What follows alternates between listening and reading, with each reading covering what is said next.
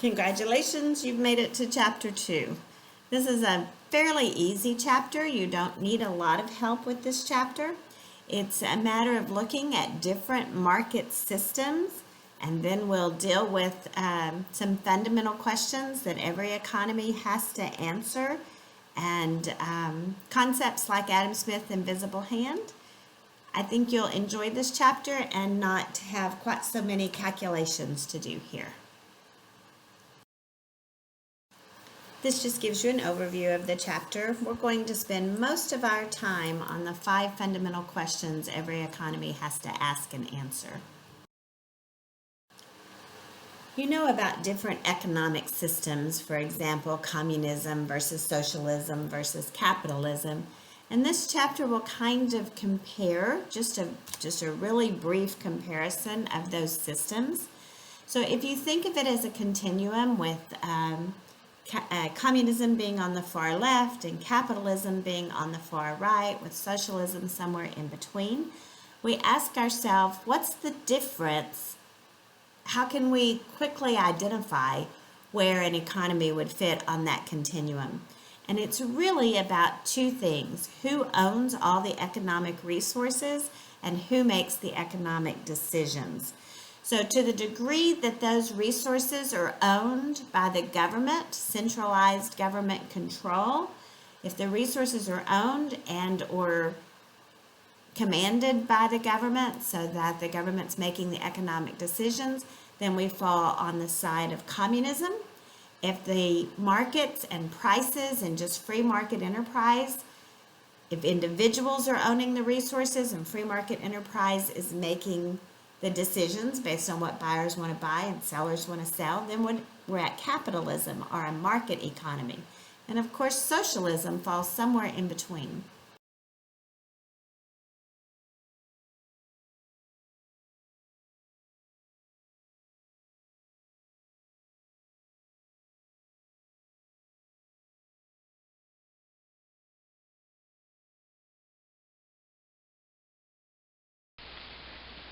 This slide begins to list some characteristics of a capitalism or market economy. And of course that is the type of economy that we attribute to the United States, and so this is important. You're going to need to know the characteristics of a market economy.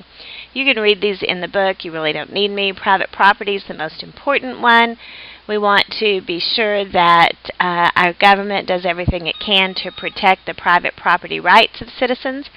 Once somebody owns their property, they can choose what to do with the property, what business to put on it, how to keep that property, how to try to make a profit from it, whatever they want to do. Freedom of enterprise and choice means on both sides, businesses and individuals, that businesses are free to choose the businesses that make them the greatest amount of profit. They're free to buy and sell and do whatever it is that they want to do with their private property in order to sell the products they want to sell. The government doesn't tell them what products to sell or how to sell it or what price to put it at. All of those decisions are private decisions.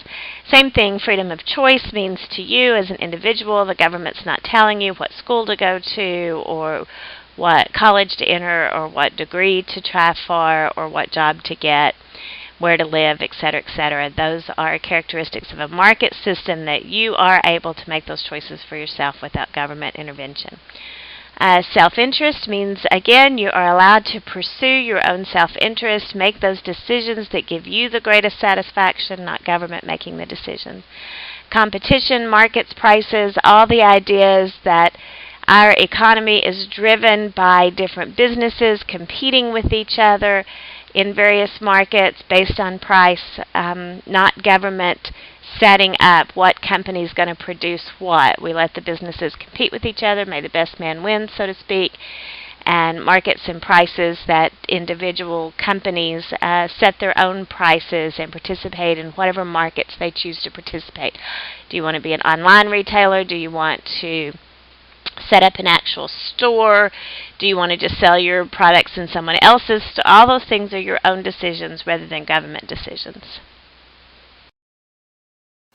This is fun information published by the Heritage Foundation called the Index of Economic Freedoms.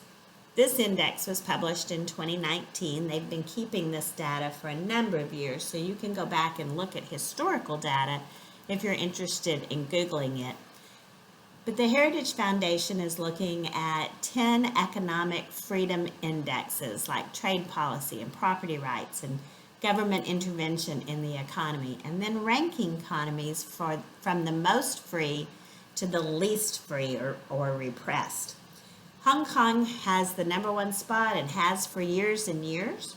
Even when the government reverted from Britain back to mainland China, the government is mainland China, but China has let Hong Kong continue to operate with the market system that they had before it reverted back to them.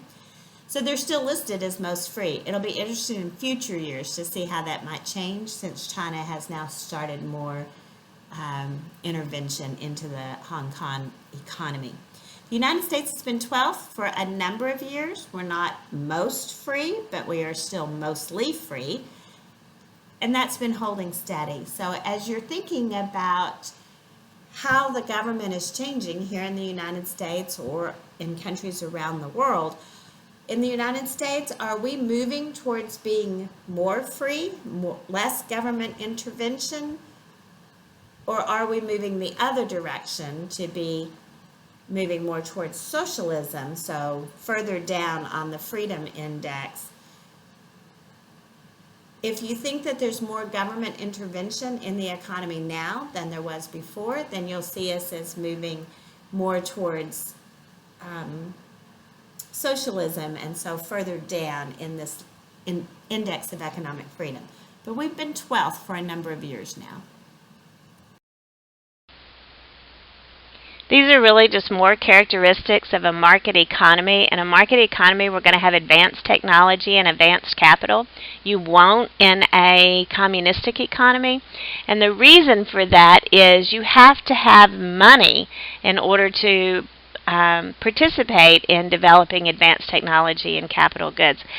And the reason it works in a capitalistic economy is because when you invest in capital goods, you make more money, you make more of the goods or service you want to make, and so you end up with more profit, and you get to keep the profit in a market economy. So that makes you want to invest in more technology and more capital so businesses can grow and make more profit and keep it for themselves, etc. In a command economy, in a communistic economy, there's no incentive to do that. If I make money, it's going to go back to the government. Why should I invest in any, even if I'm running the business, why should I try to get new technology or new capital goods? Because it's just going to be returned to the government anyway. So we get more technology and more capital goods in a market economy. It's all profit driven. I get to keep the profits, so I want to invest in these things because they bring me more money. Same thing with division and specialization of labor, whether it's people being allowed to do what it is that they do best because we're all seeking profit. So nobody wants me to be an engineer at Lockheed because I'm only going to bring the company down. So instead of being placed there, I can specialize in being an instructor.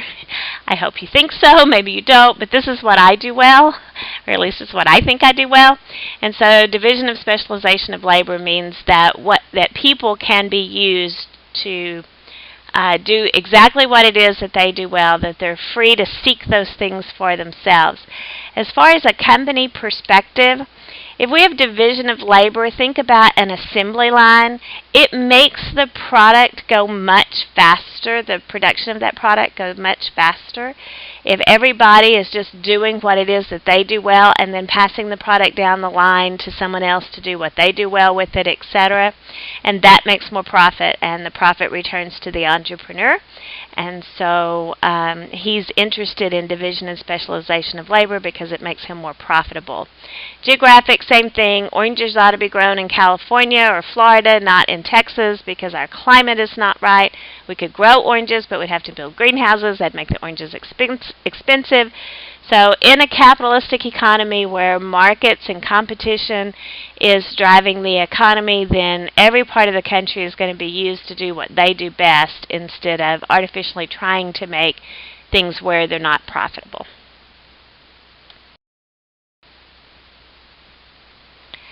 Another characteristic of a capitalist economy is use of money.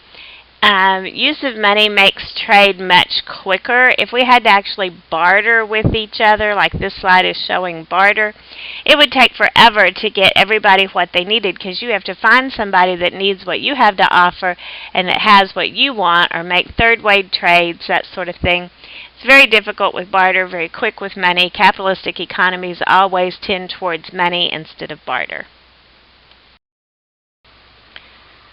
But don't get the idea that there's not a place for government in a capitalistic economy, because there certainly is. We want government. We want government to be active, but we want it to be limited.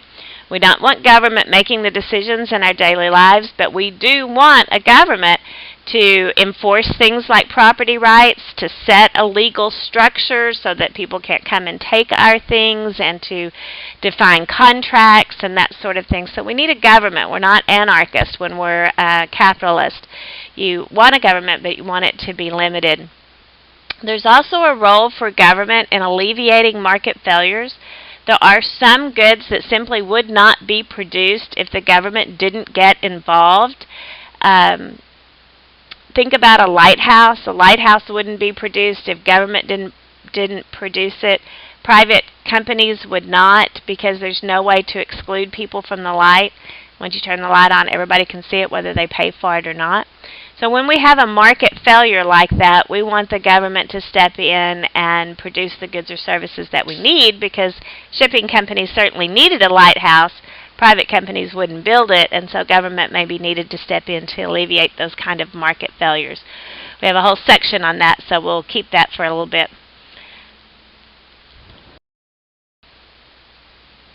Alright, the next topic is important. 5 fundamental questions every economy has to answer, and we're only going to answer them from a capitalistic or a United States kind of perspective.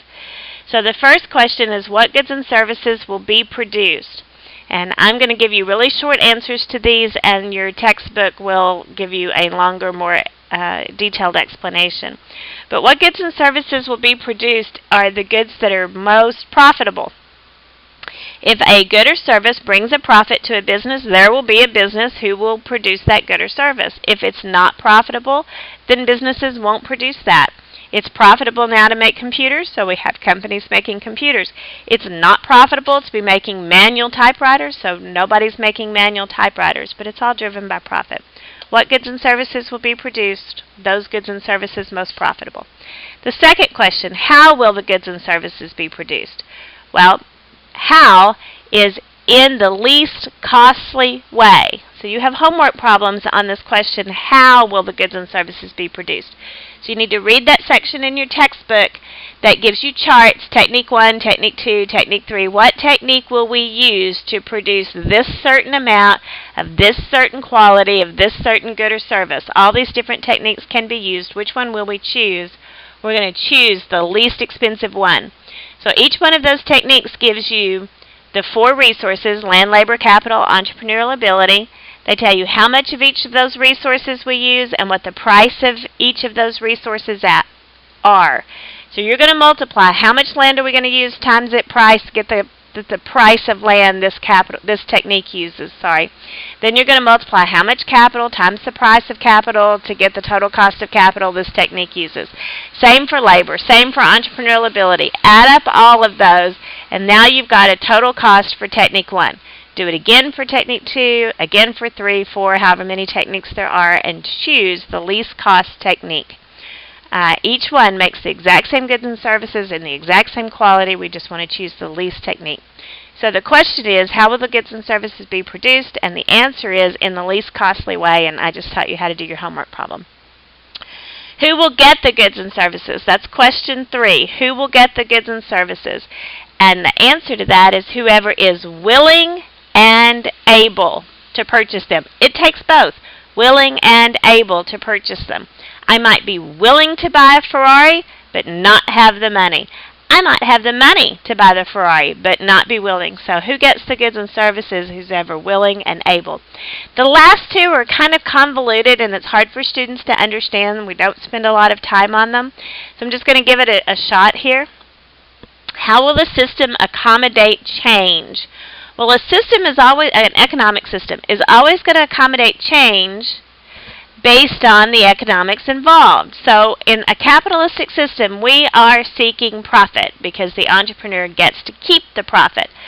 So how do we know when to stop producing manual typewriters and start producing computers?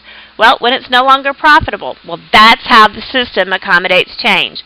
When it's no longer profitable to make a good or service, the entrepreneurs will move away from making the unprofitable thing to making the profitable thing.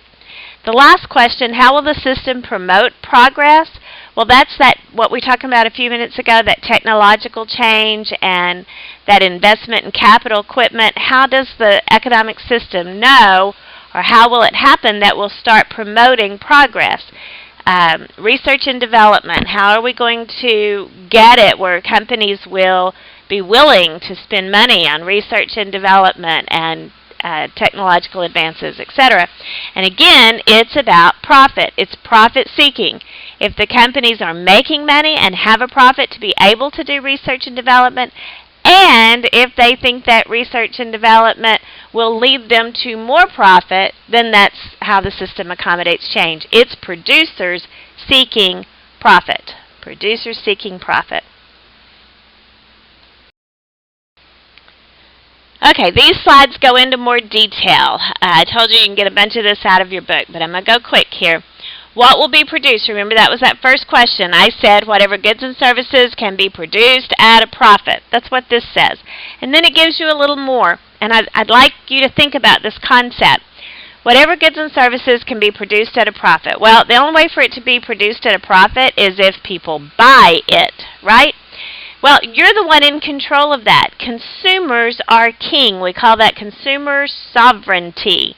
Sovereignty, like the sovereign government of somewhere. Consumers are king, meaning every time you purchase a product, you are voting with your dollar for that product to continue to be produced. Anytime you ignore a product in the market, you don't buy it, you are voting by withholding your dollar, you are voting for that product not to be produced anymore. So it's really you who are deciding what goods and services get produced, but you're doing that with your dollar votes, and that translates to profit or loss for the entrepreneur. If he makes a profit, he keeps making it. If he makes a loss, he quits. So this is that second question that we talked about. How will the goods be produced? And I said in the least costly way, because you're going to cost out those 4 production techniques. How much land, labor, capital, entrepreneurial ability each technique uses, times the cost of each of those things, add it up, get a cost for each technique. Choose the least costly one. You are minimizing the cost of producing those goods and services. Here's a chart that shows you how to do that. So we have 3 techniques here, and all of them produce $15 worth of this bar of soap, this product of soap. They all produce the same $15 worth. I can do it by technique 1 or technique 2 or technique 3. It doesn't matter. Notice technique, let's see, which one uses the most labor? Well, 1 uses 4 units, 2 uses 2 units, 3 uses, so technique 1 uses lots of labor. I bet one of the other techniques uses lots of capital. Yep, technique 2 uses lots of capital. Technique 3 uses lots of land. Doesn't matter, cost them out. It tells you in that second column what's the price of the resource. $2, $1, $3, $3. So as you give that price of that resource times the units, how many of that resource we use, we get the total cost. So technique 1, let's see, labor costs $2 per unit. We use 4 units. 2 times 4 is 8. Land costs $1. We use 1 unit. 1 times 1 is 1. Capital costs $3 a unit. We use 1 unit. 3 times 1 is 3. And entrepreneurship costs $3 a unit. We use 1 unit. 3 times 1 is 3. We add up 8 plus 1 plus 3 plus 3. We get 15. Do the same thing for technique 2, technique 3. Voila! Notice technique 2 is the produces that $15 bar of soap or bars of soap at the least cost. We're going to choose technique 2. Nothing more to say here. The third question, who gets the output? We said who's ever willing and able to purchase it will get the output. Question 4 was, how will the system accommodate change? And the system changes because producers are seeking profit. So when consumer tastes change and they don't buy that good anymore, producers don't produce that anymore because they're looking for profit, not for losses. Same thing, we'll change the technology when it's profitable to do that. We'll change if there is a change in resource prices, now remember that's the price of land, labor, capital, entrepreneurial ability. Let's say minimum wage goes up, then I might change my production technique. I might choose a production technique that's more driven towards capital instead of labor if labor becomes more expensive, because I am looking for the least cost production technique because I want to make the maximum amount of profit. And then that last question, how will the system progress? And we said again, it's producers seeking profit. So if it's profitable to invest in technological advance, we'll do that. Here's a new definition, creative destruction. We haven't talked about, but it's fun. Creative destruction is the idea that as the system begins to progress, as what we produce changes, because remember, producers are seeking profit, sometimes the new stuff we produce destroys the market of what came before. For example, when's the last time you bought an 8-track tape? Oh, what? You haven't? Okay, not in a lot of years. If I have some older students perhaps that are listening to it, we don't buy 8-track tapes anymore. What destroyed the market for 8-track tapes? Well, that was cassette tapes. So when the system progressed to cassette tapes, we had creative destruction. We created cassette tapes and destroyed the market for 8-tracks. What? You haven't bought cassette tapes? Well, what destroyed the market for cassette tapes? Well, we had CDs. So when we created the new product of CDs, we destroyed the market for cassette tapes. And most of you, I'm going to venture to guess, don't even buy CDs anymore. Now you're just downloading the music in an MP3 or some other kind of format. And so that new creation has almost destroyed the market for what comes before, and it's just a continuous process. Creative destruction is not bad. It's good to go to the next level, but it always does destroy the market of what was before the new creation. In 1776, Adam Smith wrote The Wealth of Nations. Adam Smith is considered the father of modern economics. And he had this really cool idea, this thought that nobody else has been able to explain quite as well as he does. But he called it the invisible hand. He said, if you're living or working under a communistic command economy, you can see the hand of the government making all of the economic decisions involved. But if you work or live in a capitalistic, a market economy, there isn't a government agency that is directing the economic activity. Instead, he says, it's as if there was an invisible hand directing it. He says that the market economy is the most efficient economy, gives the most incentives and the most freedom to its people of any sort of an economic system that has been discovered. And he says it all happens invisibly behind the scenes. He said we should have chaos. I mean, producers are doing whatever producers want to do. Consumers are doing whatever consumers want to do.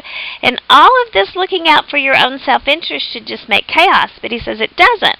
It gives us the most efficiency, the greatest freedom of any economic system, but it's all as if by an invisible hand. You really want to read this section in your textbook. I'm not going to do it justice here.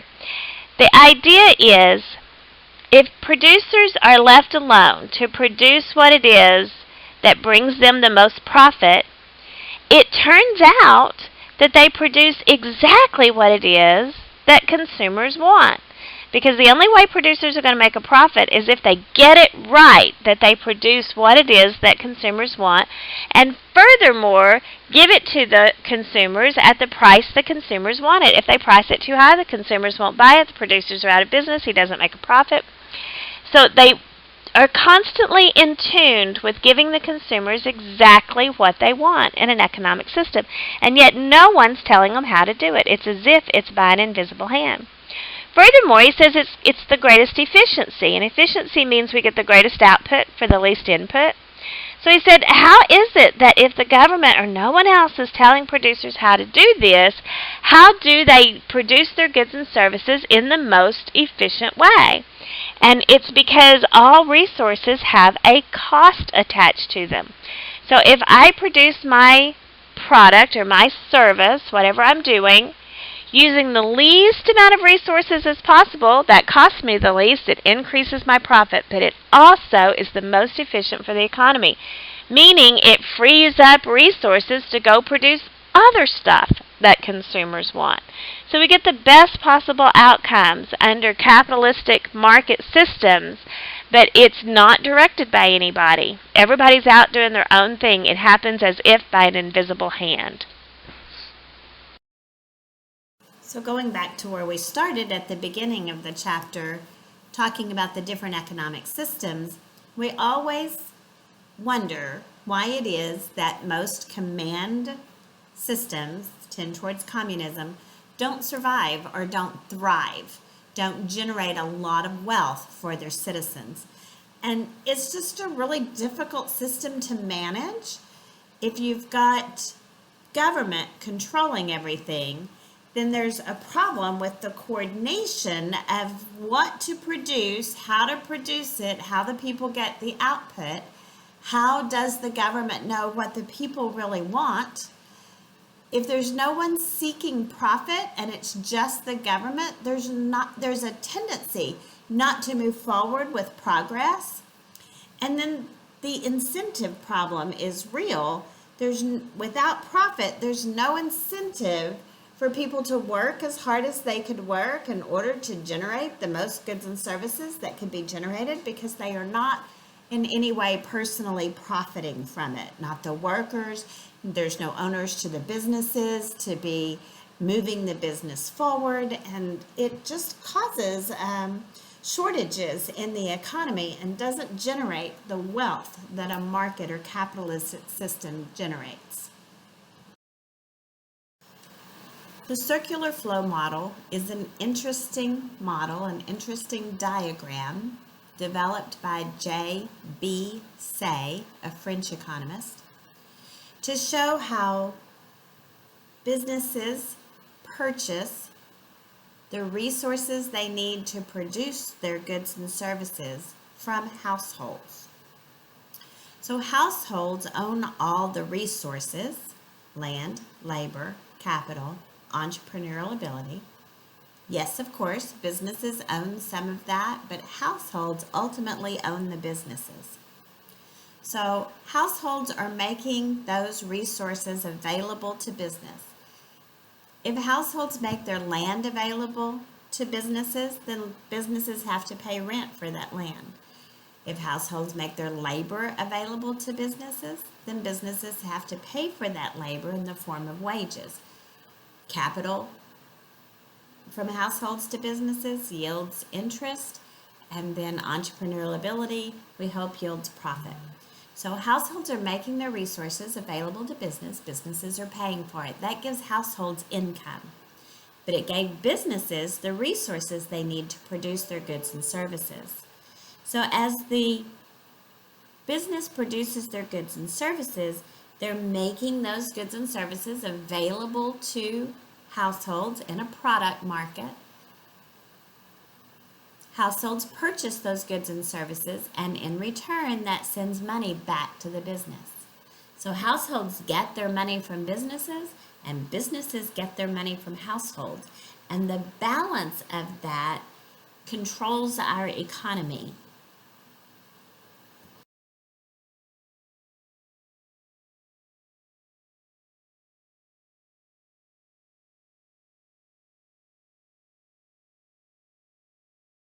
So this gives a diagram of what I was talking about. Notice that the red arrows show resources coming out of households through this theoretical resource market into businesses. Businesses use those resources to produce goods and services, which come from the businesses and are sold through product markets. You can think grocery stores, retail stores, and those goods and services flow onto the households. But then look at the blue lines. When the households purchase the goods and services, they're sending money back to the businesses. The businesses are using that revenue that they got for selling their products to purchase more resources from the households. The reason there's significance to this is, according to J.B. Say, if there were ever a recession or, heaven forbid, a depression, it would be easily fixed. All we would need to do is give businesses an incentive to produce more goods and services. When they produce more goods and services, they'll have to purchase more resources from households. That gives households the exact amount of income they need to then purchase the additional goods and services the businesses produced. That should cause a self-correcting market.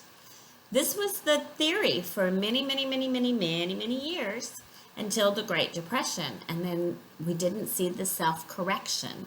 So we'll move from J.B. Say's model, which is built on the principles of Adam Smith, laissez-faire economy. We'll move from that later in the semester to a more Keynesian, John Maynard Keynes model that says when it doesn't self-correct, we may need government to step in. And we'll look at government intervention later in the semester.